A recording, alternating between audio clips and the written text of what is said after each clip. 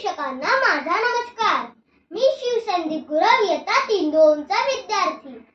भारताचा इतिहास ज्या नावाशिवाय अपूर्ण आहे आणि आजही ज्यांचे नुसते नाव घेतले तरी ऊर अभिमानाने भरून येतो असे व्यक्तिमत्व म्हणजे लोकमान्य बाळ गंगाधर टिळक.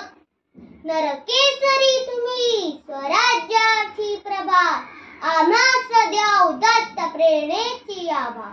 लोकमान्य टिळकांची आठवण झाली की त्यांची धीर गंभीर मुद्रा, साडे तोड उत्तरे, प्रखर राष्ट्रभक्ती व त्यांचे तिखट शब्द आपल्या मनात येतात. पण टिळक हे आपल्या वैयक्तिक आयुष्यात अत्यंत भावनाप्रधान, प्रसन्न मुद्रा ठेवणारे, दुसऱ्याचे म्हणणे शांतपणे आणि प्रामाणिकपणे ऐकून घेणारे, तसेच उत्तम विनोद बुद्धी असणारे होते. सरकार चळवळीच्या ठिकाणावर आहे काय? राज्य करणे म्हणजे सूड घेणे नव्हे, हे आमचे गुरुच नव्हे. अशा परखड आणि स्पष्ट शब्दात टिळक अग्रलेख लिहायचे. त्यामुळे राजद्रोहाच्या आरोपावरून टिळकांना 1.5 वर्षांची शिक्षा ठोठावण्यात आली होती. तर बालमित्रांनो, टिळकांना जी दुसऱ्यांदा शिक्षा झाली त्यावेळी घडलेला एक प्रसंग मी तुम्हा सर्वांना सांगू इच्छितो. तेव्हा टिळक डोंगरीच्या कारागृहात होते. तेथील अधिकारी बंदिवानांना खोलीमध्ये डांबायचे. तेथील जीवन म्हणजे साक्षात नरकच होते. ती कोठाडी सदैव अंधार असायचा, अस्वच्छ अंथरूण पांघरून असायचे, निकृष्ट जेवण, तसेच घालायला जाडेबरडे कपडे असायचे. अधिकारी बंदिवानांना निर्दयपणे मारहाण करायचे व त्यांच्याकडून काम करून घ्यायचे. तिथे सुलेमान नावाचा एक सेवक होता. अंगावर खाकी वेश, हातात दंडुका आणि होशियार होशियार करत दंडुका आपटत तो खोल्यांच्या वरांड्यातून पहारा द्यायचा.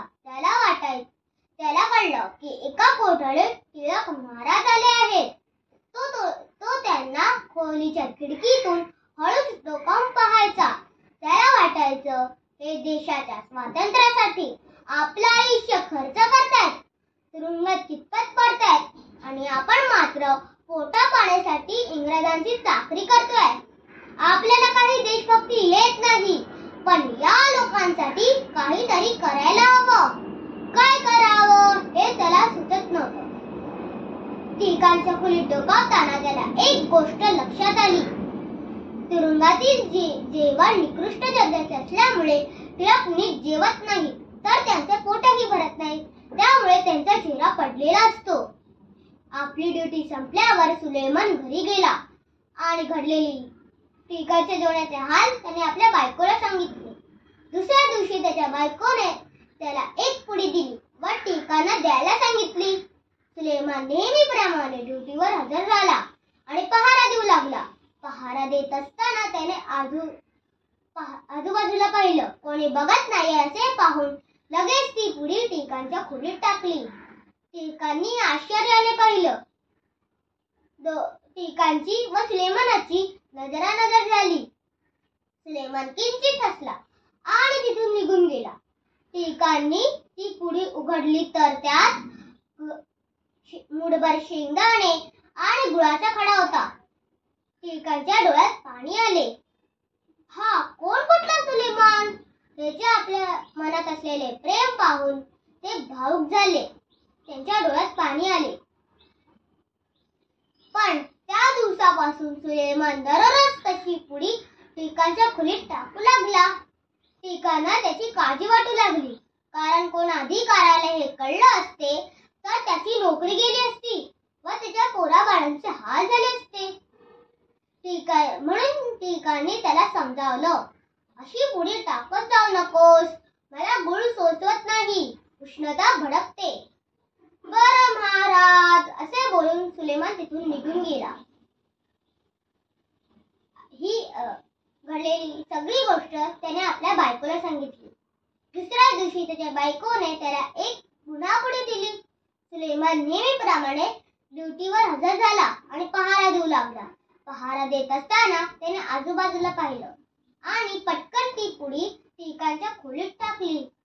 टिळकांच्या कपाळावर आठ्या पडल्या की कालच या सुलेमानाला पण बजावलं होतं की अशी पुडी टाकू नकोस, तर याने परत पुडी का टाकली. टिकाने ती पुडी उघडली तर त्यात खडी साखर आणि बदाम होते. टिकांच्या पोटाला थंड वाटण्यासाठी सुलेमानने दिलं होतं. पण तसे टिळक मनाने खूप कणखर आणि मजबूत होते. पण सुलेमानच्या मनात आपल्याविषयी असलेले प्रेम पाहून, हृदय प्रेम पाहून त्यांना गहिवरून आले. त्यांच्या डोळ्यात पाणी आले. पुढे 1.5 वर्षांनी टिळकांची सुटका झाली व ते पुण्यातल्या त्यांच्या केसरी वाड्यात आले. सुलेमानने त्यांच्या मनात घर केले होते, त्यामुळे ते त्याला विसरू शकले नाहीत. पुढे काही वर्षांनी सुलेमानची नोकरी संपली व तो पोराबाळांसोबत कोकणातल्या त्याच्या गावी राहायला गेला. टिकांना हे कळलं आणि त्यांनी त्याचा पत्ता शोधून काढला. टिकांनी त्याला सहभोजनासाठी आमंत्रण दिले. सुलेमान आपल्या कुटुंबासोबत सहभोजनासाठी टिकांच्या घरी पोहोचला. टिकाने आनंदाने आणि प्रेमाने सर्वांचं स्वागत केलं. टिकाने सगळ्यांची खाली कुशली विचारली. सगळ्यांनी एकत्र जेवण केले. टिकाने सुलेमानला धोतर जोडी, त्याच्या बायकोला साडी जोडी दिली आणि पोरा बाळांना नवीन कपडे दिले व परतीच्या प्रवासाकरिता काही पैसे देऊ केले आणि प्रेमाने सर्वांची पाठवणी केली. धन्य ते टिळक महाराज आणि धन्य तो सुलेमान. आपल्या आयुष्यात माणसं येतात आणि जातात, पण त्यांची कृती आणि कृतज्ञता आपण विसरू शकत नाहीत. धन्य ते टिळक महाराज आणि धन्य तो सुलेमान. धन्यवाद.